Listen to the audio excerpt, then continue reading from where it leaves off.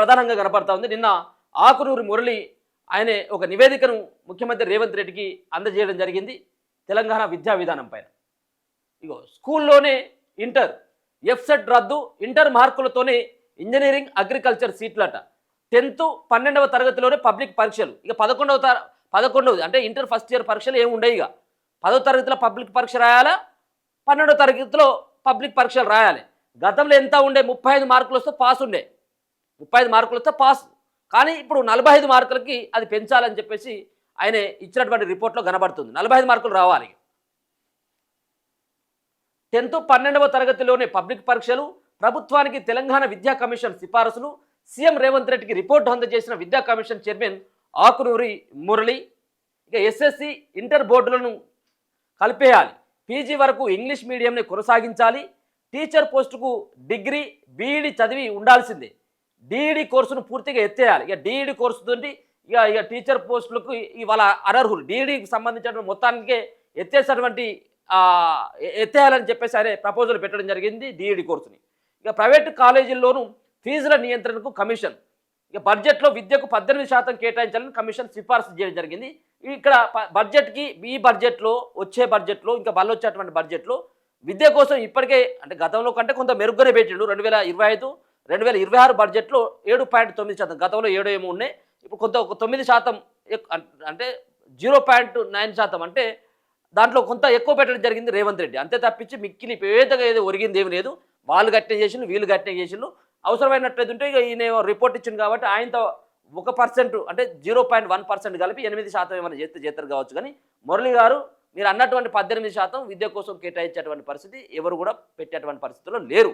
పెట్టేటువంటి పరిస్థితులు ఎందుకు లేరంటే దాంట్లో పేద విద్యార్థులు చదువుకుంటారు కాబట్టి వాళ్ళని చదువుకు దూరం చేయాలన్నటువంటి ఒక ఆకాంక్షతో రెడ్లు రావులు ఈ పెత్తందారులు ఉన్నట్టుగా వాళ్ళు ప్రయత్నం చేస్తూ ఉంటారు. సరే మీరు చెప్పింది వాస్తవమే, 18% పెట్టాల్సిందే. కానీ వాళ్ళ చేతిలో ఉంది కదా, మీరు రిపోర్ట్ ఇవ్వడం వరకు మాత్రమే బాధ్యత. కానీ పెట్టాల్సింది వాళ్ళు కాబట్టి పెడతారా అంటే నమ్మకం అయితే లేదు. ఇక అంతేకాకుండా ప్రైవేటు కాలేజీల్లో ఫీజుల నియంత్రణ కమిషన్. ఇలా ప్రైవేటు కాలేజీలు ఎవరికి ఉన్నాయి? మల్లారెడ్డికి ఉన్నాయి. దాని తర్వాత పోతే జనగామ ఎమ్మెల్యే అయినటువంటి పల్లా రాజేశ్వర్ రెడ్డికి ఉన్నాయి, పువ్వాడ అజయ్ కుమార్కు ఉన్నాయి. ఇట్లా చెప్పుకుంటూ పోతే ప్రైవేటు స్కూళ్ళు కానీ ప్రైవేటు కళాశాలలు కానీ పెద్ద ఎత్తున ప్రజాప్రతినిధుల యొక్క చేతుల్లోనే ఉన్నాయి.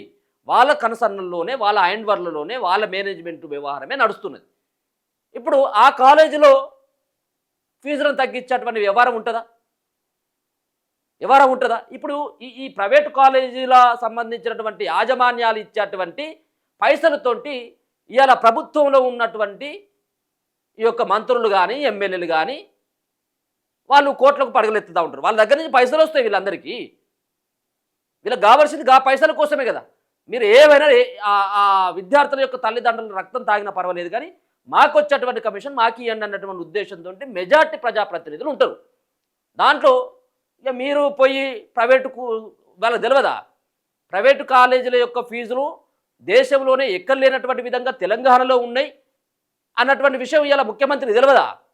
ఇప్పుడు ఈయన చెప్పంగానట ఈయన నోరేళ్ళ పెట్టినట, రేవంత్ రెడ్డి నోరేళ్ళ పెట్టి, అవునా మన దగ్గర ఎక్కువనాయా అని చెప్పి నోరేళ్ళ పెట్టినట. ఈయనకు తెలియదా? ఈయనకి ఎరికే, ఈయన కిందోళ్ళకి ఎరికే, ఈయన పైయోళ్ళకి ఎరికే, అందరికీ ఎరికే ప్రైవేటు స్కూళ్ళ యొక్క దోపిడీ మామూలుగా ఉండదని. కానీ వీళ్ళు చేసేటువంటి వ్యవహారం ఏంటిది అంటే అక్కడి నుంచి పైసలు వస్తాయి అన్నటువంటి ఒక ఆలోచనతో మీరు ఏమైనా దోసుకోరు కానీ మాకు వచ్చేది మాకు గిర్రి అన్నటువంటి విధంగా వాళ్ళు ఉంటారు. సో రాష్ట్రంలో విద్యా వ్యవస్థ రూపురేఖలు మార్చేలా, కార్పొరేట్ విద్యా సంస్థల దోపిడీకి కళ్ళెం వేసేలా ప్రభుత్వానికి తెలంగాణ విద్యా కమిషన్ సిఫారసులు చేసింది. ఇంటర్మీడియట్ వ్యవస్థను స్కూల్ ఎడ్యుకేషన్లో విలీనం చేయాలని, విద్యార్థులను ఒత్తిడికి గురి చేస్తున్న టీజీ ఎఫ్సెట్ను రద్దు చేయాలని సూచించింది.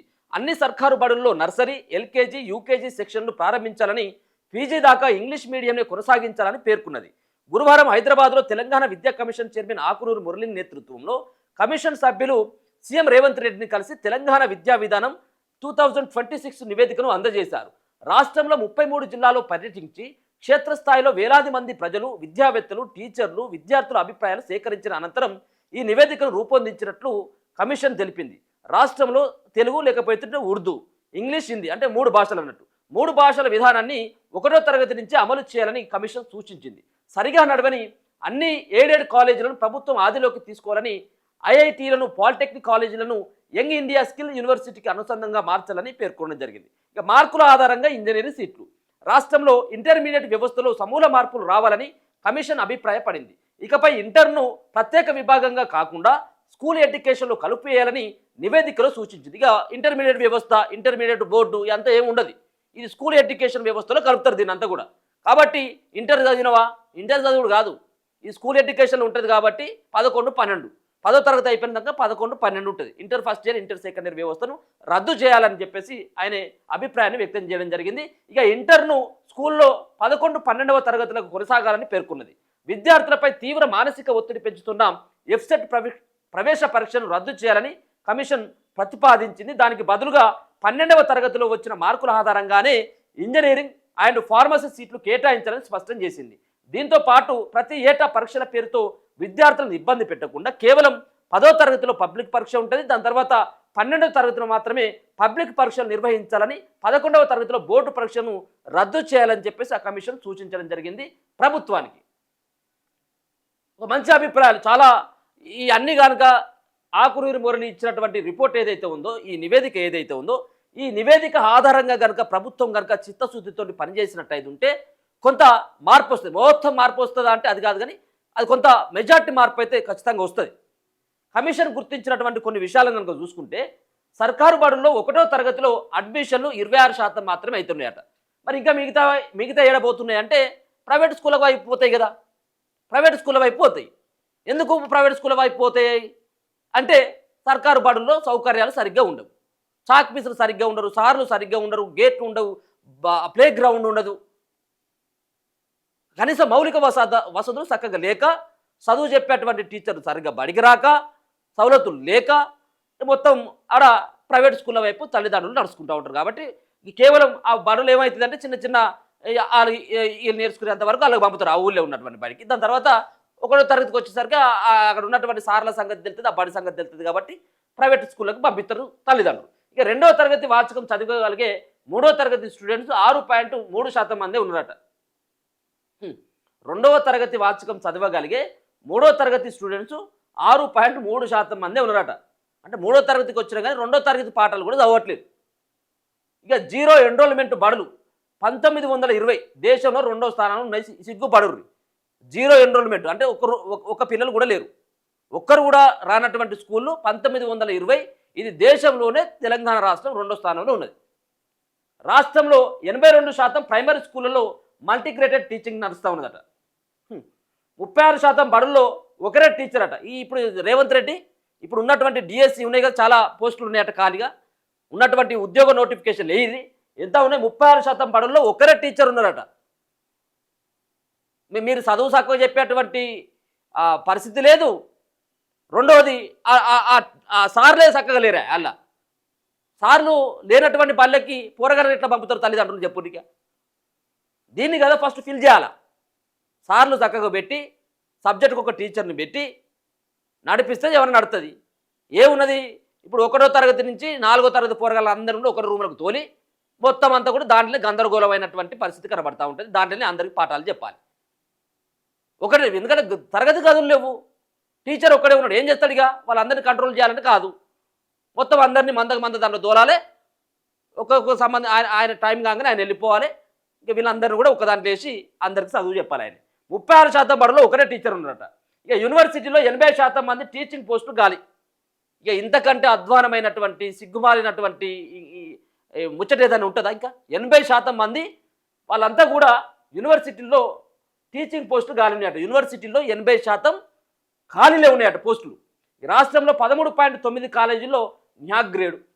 చూడురి ఎట్లా ఉన్నదో తెలంగాణలో ఉన్నటువంటి బడుల పరిస్థితి, కాలేజీల పరిస్థితి, యూనివర్సిటీల పరిస్థితి ఇట్లా తలగబడ్డది. ఇగో ఇంకా 45% మార్కులు వస్తేనే పాస్గా, 35% కాదు 45%. స్కూల్ ఇంటర్ స్థాయిలో పాస్ మార్కులని 35% నుంచి 45%కు పెంచాలి. డిగ్రీ పీజీ కోర్సులో 50% మార్కులు వస్తేనే ఉత్తీర్ణత డిగ్రీ పీజీల. ఇక ప్రైవేట్ కాలేజీల్లో క్లాసులు చెప్పకుండా కోచింగ్ ఇవ్వడం నిషేధం. ఇక టీచర్లకు ఆటోమేటిక్ ప్రమోషన్లు ఇవ్వద్దు, పనితీరు ఆధారంగా పదోన్నతులు ఇవ్వాలి. ఇక ఆటోమేటిక్గా వాళ్ళకు 4-5 సంవత్సరాలు చేస్తూ ఉన్నారు కదా, 10 సంవత్సరాలు చేసింది కాబట్టి ప్రమోషన్ కాదు, వాళ్ళ యొక్క ప్రతిభ ఆధారంగా ప్రమోషన్లు ఇవ్వాలనేది ఆయన పెట్టినటువంటి డిమాండ్. యూనివర్సిటీల్లో వైస్ ఛాన్సలర్గా ప్రొఫెసర్లనే నియమించాలి. ఐఐటీలు, పాలిటెక్నిక్ కాలేజీలను యంగ్ ఇండియా స్కిల్స్ యూనివర్సిటీకి అనుసంధానంగా మార్చాలి. కార్పొరేట్కు ధీటుగా అన్ని స్కూళ్లలో నర్సరీ, ఎల్కేజీ, యూకేజీ క్లాసులు కూడా నిర్వహించాలని చెప్పేసి ఆకునూరు మురళి ఇవన్నీ కూడా పట్టుకొని వచ్చి రేవంత్ రెడ్డి ముంగట పెట్టడం జరిగింది. ఇక మరి రేవంత్ రెడ్డి మరి ఇప్పుడు ఇది వచ్చేటువంటి సమావేశాలు ఉన్నాయి, ఏదో బడ్జెట్ సమావేశాలు ఉన్నాయి. ఇక మరి నీ పనితనం ఏందో, నువ్వు ఎట్లా విద్యకు ఏ రకంగా మీరు ప్రోత్సహిస్తారు, ఏ విధంగా బడ్జెట్ కేటాయిస్తారు, 18% నిధులు కేటాయిస్తేనే బాగుపడుతుందని చెప్పేసి ఆకునూరు మురళి చెప్తా ఉన్నాడు. ప్రైవేట్ స్కూళ్ళలో ఫీజులకి నియంత్రణ కమిటీ ఉండాలి. నియంత్రణ ఉండాలంటే ఒక కమిషన్ ఏర్పాటు చేయాలి, ఒక కమిటీని ఏర్పాటు చేయాలి, అనునిత్య పర్యవేక్షణ ఉండాలి. ఒకవేళ కనుక కమిటీ ఏర్పాటు చేసినా దీనికి ఇంకేదో రకంగా చేసినా కానీ వాళ్ళు పారదర్శకంగా పనిచేస్తారా? ఇలా సగం ప్రభుత్వం నడవడానికి కారణమైంది కేవలం ప్రైవేట్ వ్యవస్థలే. ప్రైవేటు స్కూళ్ళు, ప్రైవేటు కాలేజీల యొక్క దోపిడితోటి వాళ్ళు ఇచ్చేటువంటి పైసలతోటి ఇలా కొన్ని ప్రభుత్వాలు నడుస్తూ ఉంటాయి. ప్రభుత్వాలు నడుస్తాయంటే ప్రజలకు వాళ్ళు ఏది పెట్టేది ఏది లేదు. ప్రభుత్వాలు నడుస్తాయంటే ప్రజల కోసం ఇల్లు కట్టించడం అదేం లేదు, వీళ్ళు ఎన్నికేసుకోవడానికి అన్నట్టు ఇదంతా కూడా. పాస్ మార్కులను కూడా పెంచడం జరిగింది. సో అది ఆకునూరి మురళికి సంబంధించినటువంటి ఆయన ఇచ్చినటువంటి నివేదిక. దాంట్లో ఉన్నటువంటి సారాంశం అయితే 100 నియోజకవర్గాల్లో తెలంగాణ పబ్లిక్ స్కూల్స్, నువ్వు 100 నియోజకవర్గాల్లో ఇప్పుడు అద్దాల మీద ఇప్పుడు స్కూళ్ళు కట్టిస్తానంటే దాంట్లో వచ్చేటువంటి ఎమ్మెల్యేకు ఆడ ఉన్నటువంటి ప్రజాప్రతినిధికో మీకు కమిషన్ వస్తుంది కాబట్టి స్కూళ్ళను కట్టిస్తావు. కానీ ఆ స్కూళ్ళలో టీచర్ల సంగతి ఏంది, ఆ కాలేజీలో టీచర్ల సంగతి ఏంది, అది కదా కావాల్సింది. అది కావాలి కదా. 100 నియోజకవర్గాల్లో తెలంగాణ పబ్లిక్ స్కూల్స్ ఈ ఏడాది ప్రారంభం 6 మోడల్లో సకల వసతులట. హైదరాబాద్ బయట ఒక్కో నియోజకవర్గానికి ఒకటట. ఏడాదిలోగా సిటీలో 12 కార్పొరేట్ స్థాయి సర్కారు బడులు. వచ్చే ఏడాది నుంచి ఇంటర్ వరకు బ్రేక్ఫాస్టు, ఫీజుల నియంత్రణకు స్టేట్ కమిటీ వేయబోతున్నారట. విద్యాశాఖ సమీక్షలో ముఖ్యమంత్రి రేవంత్ రెడ్డి ఆకునూరి మురళి కమిషన్ నివేదికపై కేకే నేతృత్వంలో కమిటీ అట. ఎవరు కేకే అంటే కేశవరావు కావచ్చు. వచ్చే అకాడమిక్ ఇయర్ రాష్ట్ర వ్యాప్తంగా 100 నియోజకవర్గాల్లో తెలంగాణ పబ్లిక్ స్కూల్స్ టీపీఎస్ ప్రారంభించాలని ముఖ్యమంత్రి రేవంత్ రెడ్డి అధికారులను ఆదేశించారు. రంగారెడ్డి జిల్లా మంచాల మండలం ఆరుట్ల గ్రామంలో స్కూల్ తరహాలో క్లాస్ రూములు, ground, transport facility, teaching staff ఉండేలా వాటిని తీర్చిదిద్దాలని స్పష్టం చేశారు. గురువారం కమాండ్ కంట్రోల్ సెంటర్లో విద్యాశాఖపై అధికారులతో సీఎం సుదీర్ఘంగా సమీక్ష సమావేశం నిర్వహించి నాణ్యమైన విద్య కోసం ఎంత ఖర్చుకైనా వెనకాడేది లేదని, మన నాణ్యమైనటువంటి విద్య కోసం నువ్వు కేటాయించింది ఏంటి సార్? నువ్వు ఇప్పుడు వచ్చి 2 సంవత్సరాలు అవుతా ఉన్నది, 2 సంవత్సరాలు దాటిపోయింది మీ ప్రభుత్వం వచ్చి. మీరు పెట్టేటువంటి బడ్జెట్ ఎంత పెట్టిళ్ళు? ఇప్పుడు ఏది లేదు కాలికుండా చూపెట్టి ఇక దీంట్లో ఎంతో ఉన్నదని చెప్పేసి ఏదో భ్రమ పెట్టేటువంటి ప్రయత్నం తప్పించి ఏది లేదు. నువ్వు పెట్టేటువంటి కేవలం 3 లక్షల కోట్ల రూపాయలు ప్రైవేట్ బడ్జెట్లో ప్రవేశపెట్టి 3 లక్షల కోట్ల రూపాయల బడ్జెట్లో కేవలం విద్య కోసం కేటాయించింది 24,000 కోట్ల రూపాయలు మాత్రమే. దాంట్లో పూర్తిగా ఖర్చు చేసిందంటే అది కూడా ఉండదు. ఇక స్టూడెంట్ల కిట్లలో బూట్లు, డిక్షనరీ ఉంటుందట. వచ్చే విద్యా సంవత్సరం నుంచి ప్రైమరీ స్థాయి నుంచి 12వ తరగతి వరకు ప్రభుత్వ బడుల్లో చదివే విద్యార్థులందరికీ ఉదయం బ్రేక్ఫాస్ట్ అందించాలని సీఎం ఆదేశించారు. ఇందులో పాలు కూడా ఇవ్వాలని, వాటిని విజయ్ డైరీ నుంచి సేకరించాలని సూచించారు. ఇకపై విద్యార్థులకు యూనిఫామ్, పుస్తకాలతో పాటు ప్రత్యేక స్టూడెంట్ కిట్ ఇవ్వనున్నారు. దాంట్లో బ్యాగు, అలాగే పెన్నులు, పెన్సిళ్ళు, అలాగే జామెట్రీ బాక్సు, రంగుల పెన్సిళ్లతో పాటు బూట్లు, సాక్సులు, డిక్షనరీ కూడా ఉండాలని చెప్పేసి ఆయన కూడా చెప్పడం జరిగింది. ఆదేశాలు మంచిగానే ఉన్నాయి కానీ అమలు విషయానికి వచ్చేసరికి కాదు. మనం చూస్తూ ఉన్నాం కదా, ఇవాళ గురుకులాల్లో చదువుతున్నటువంటి మైనార్టీ గురుకులాలు కావచ్చు, బీసీ గురుకులాలు కావచ్చు, ఎస్సీ ఎస్టీ గురుకులాల్లో మీరు చూడండి, వారానికి 1-2 చోట్ల ఫుడ్ పాయిజన్ తోటి విద్యార్థులంతా కూడా దావకర బాట పడుతున్నారు. వాంతులు, విరాచనాలతో ఇబ్బందులు పడతారు, ప్రాణాలు పోయినటువంటి సంఘటనలు కూడా ఉన్నాయి. అంతేకాకుండా పాములు, తేళ్లు గుట్టి చచ్చిపోయినటువంటి విద్యార్థులు కూడా ఉన్నారు. మనం చూస్తున్నాం కదా ఎన్ని గురుకులాలు అవుతా ఉన్నాయి. నాణ్యమైనటువంటి ఫుడ్ బువ్వ పెట్టడానికే ఇబ్బంది పడుతుంది ఇక్కడ ఉన్నటువంటి ప్రభుత్వం. ఇప్పుడు పాలు ఇస్తారట, పెరుగు ఇస్తారట, బూట్లు ఇస్తారట, సాక్సులు ఇస్తారట, ఇంకేదో బ్రేక్ఫాస్ట్ అట ఉదయం. గొప్పలు చెప్పడానికి బాగుంటుంది. దయచేసి ఈ యొక్క గురుకులాల్లో చదివేటువంటి వాళ్ళు కానీ, ఈ హాస్టళ్లలో చదివేటువంటి విద్యార్థులు కానీ, పేద విద్యార్థులు అంటే కొంత వాళ్ళకి ఇంట్లో ఉన్నటువంటి ఆర్థిక పరిస్థితులు సహకరించగనో ఏదో రకంగా పాపం తల్లిదండ్రులు గురుకులాల్లో వేసినట్టయితే కొంత చదువు వస్తుంది కావచ్చు, మా పిల్లలు మంచిగా చదువుకుంటారు కావచ్చు అన్నటువంటి ఒక ఆలోచనతో అక్కడ వేస్తే ఆడ కూడా భద్రత లేకుండా అయిపోయింది ఇప్పుడు అంతా కూడా.